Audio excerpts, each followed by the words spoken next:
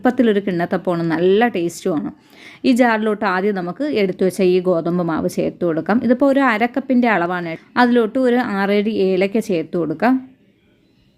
അടുത്തതായി നമുക്ക് തേങ്ങാപ്പാൽ ചേർത്ത് കൊടുക്കാം. അപ്പോൾ നല്ല പച്ച തേങ്ങയുടെ 1/2 മുറി തേങ്ങയുടെ പാലാണ് ഞാൻ എടുത്തു വെച്ചിരിക്കുന്നത്. അപ്പോൾ അത് നമുക്കൊരു 3/4 ഭാഗത്തോളം ഒഴിച്ചു കൊടുക്കാം. ആവശ്യമെങ്കിൽ വീണ്ടും ചേർത്ത് കൊടുക്കാവുന്നതാണ്.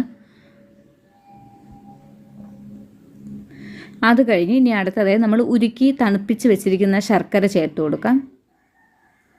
അതും ഞാനൊരു 3/4 ഭാഗത്തോളമേ ഒഴിച്ചു കൊടുത്തിട്ടുള്ളൂ, ബാക്കി വെച്ചിട്ടുണ്ട്. അത് കുറച്ച് ഒഴിച്ചതിന് ശേഷം എനിക്ക് കുറച്ച് ബാലൻസും വന്നിട്ടുണ്ടായിരുന്നു. അപ്പോൾ ഇതിനെ നല്ലതുപോലെ ഒന്ന് അടിച്ചെടുക്കാം. കുറച്ച് സമയമൊക്കെ അടിച്ചാൽ മതി, മാവ് തന്നെയല്ലോ. അപ്പോൾ അത് ഇതുപോലെ അടിച്ചെടുത്തിട്ടുണ്ട്. ഇനി നമ്മൾ ഏലക്കയൊക്കെ ചേർത്തത് കാരണം നമുക്കൊന്ന് ചെറിയ രീതിയിൽ ഏതെങ്കിലും വലിയ കണ്ണിയിലെ അരിപ്പായാലും മതിയാകും. അതുകൊണ്ടൊന്ന് അരിച്ചെടുക്കണം. ഇതിപ്പോൾ ഞാൻ ജ്യൂസ് അരിപ്പ് കൊണ്ടാണ് ദാണ്ട് വേഗം ഒന്ന് അരിച്ചെടുക്കാം. നമുക്ക് പാലാട അരിപ്പൊന്നും ഇതിന് ആവശ്യമില്ല ഈ കിണ്ണത്തപ്പം തയ്യാറാക്കാൻ വേണ്ടി.